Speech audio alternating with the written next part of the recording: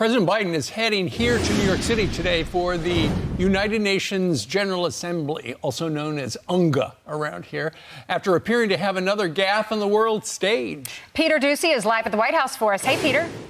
Good morning. And White House officials insisted ahead of time that there be very, very little press coverage of President Biden's meetings over the weekend in Wilmington, Delaware, with the leaders of Japan and India and Australia. And the little bit that the press pool was allowed to attend got kind of awkward.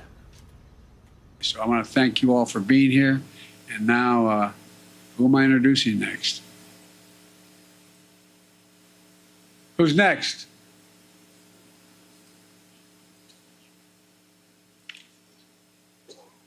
Distinguished guests, the Prime Minister of the Republic of India. You can see in that clip, Prime Minister Modi was sitting right behind President Biden the whole time. It's unclear why that part of the program was so confusing, although it is worth pointing out many of the advanced staffers who have helped President Biden at events like this over the years have moved on to the Harris campaign to help the vice president. And there is just one president at a time. That's why it's notable that both Biden and VP Harris are conducting their own diplomacy this week. They're going to hold separate meetings with the United Arab Emirates President, Sheikh Mohammed bin Zayed Al Nahyan. We saw that when Netanyahu came to the White House a few months ago. They had two different meetings. The vice president chose to take a harder line with him, Netanyahu, than President Biden did. And the vice president is going to skip the events at the UN General Assembly. President Biden will get one more chance in New York City on the east side to be the solo headliner of that event. But the big thing that he has been talking about for months that he wants to have sewn up by the end of his administration, which is a ceasefire in Israel with Gaza and with Hamas and with Hezbollah, appears to be less likely by the day, as evidenced in that report right before us. Hey, Peter, why didn't, it was the Prime Minister of India, Japan, and Australia. They had to go to Wilmington, Delaware, to a hotel there. Normally these events are held at the White House. It's an annual meeting. Why did they have to go to the president? Why didn't they do this at the White House?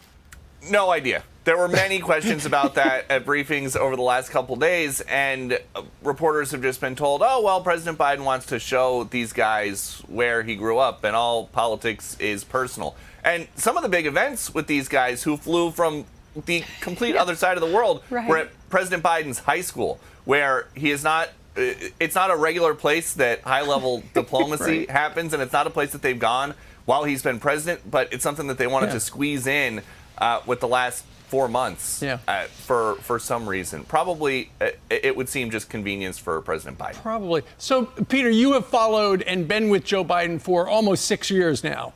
And for him to bark out that, who's next? He was angry. You've seen him up close better than anybody at this channel. Some have suggested it's cognitive decline. Others would probably try to defend the president and just say, well, he didn't know what was going on. Was it a stage management thing or something bigger? It's, based on how I know these events go, it probably said on a piece of paper right in front of him who was next. And he just was not consulting it. Peter, it's so interesting. But the thing is, if he shouted out, who's next? There is no one with the authority in the chain of command to yell out something back to the president in that situation. So I'm sure somebody was just telling him, look down. Are you hearing that other world leaders are told in advance, just protect him? Because we've seen this in the past. Was it the G7 when a leader had to come over and pull him back over? We saw Europe, NATO. Exactly. Are they being told, try to protect him and make him look as good as possible? I haven't heard that specifically, but it does seem like these leaders are coming to the U.S. with the understanding that this is kind of the Biden farewell tour, and they have to figure out what it means for their country if Vice President Harris wins or if former President Trump wins in a couple months. All right. Wow. Who's next? Peter, you're done. Just saying. Who's next? I'm sorry, just to wrap this up. Thanks, Peter.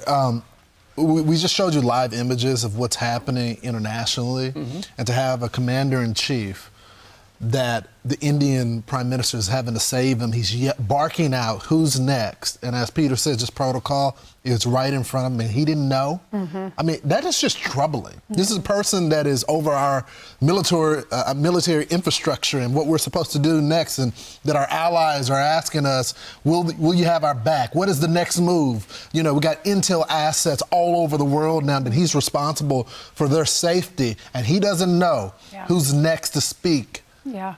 Well, it's troubling. We need a president that commands attention and power. And we're not getting that here. He still has 4 more months left. Yeah.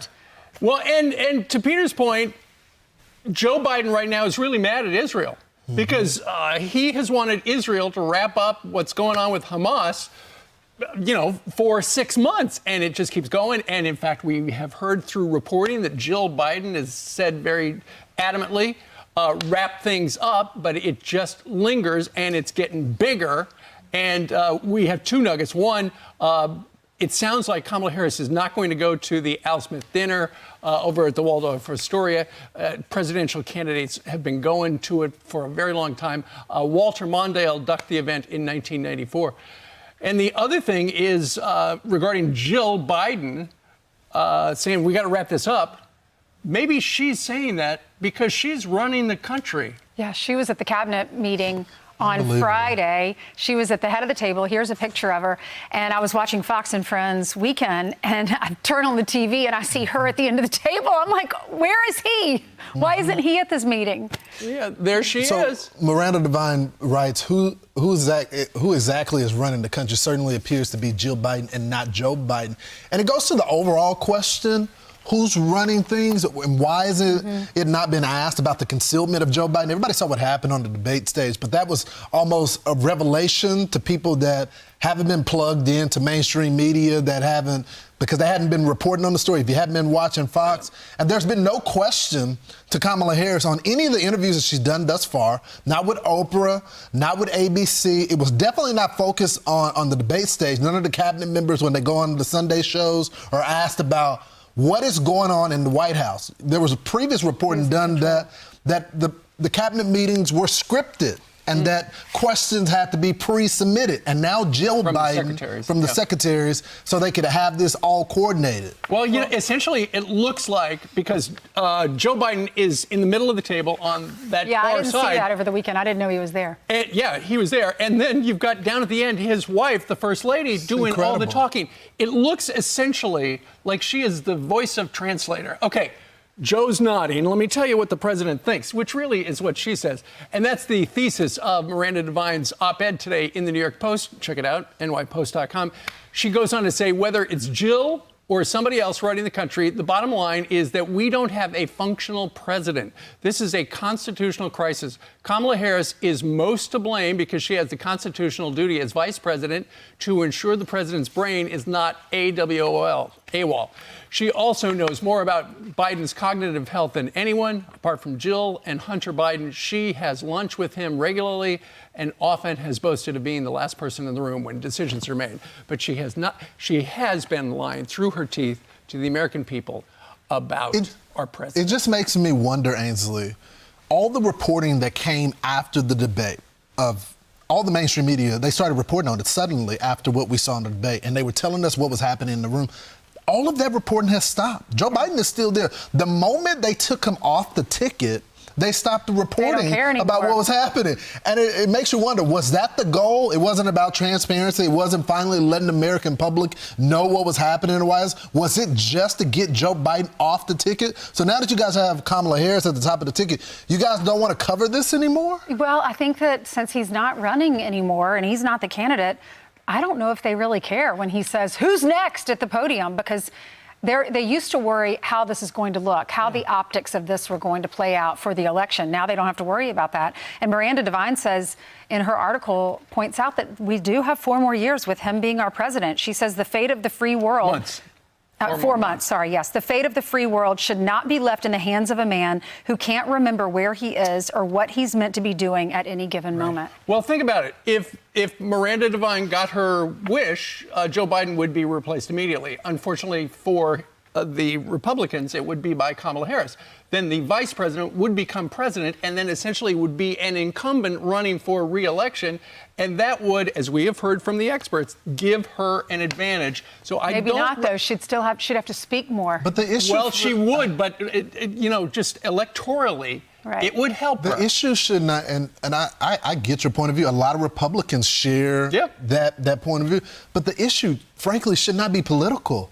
I mean, it's just a basic functioning government, and I don't understand how we've been lectured about, threats to democracy, and the person that is supposed to protect our republic, who's supposed to be at the top of it, cannot do it, and everyone knows it, and we're supposed to pretend like the country can just be on autopilot for 4 months when everything is happening when it comes to the economy and then international relations. Okay, maybe the staff can help us get along for certain things.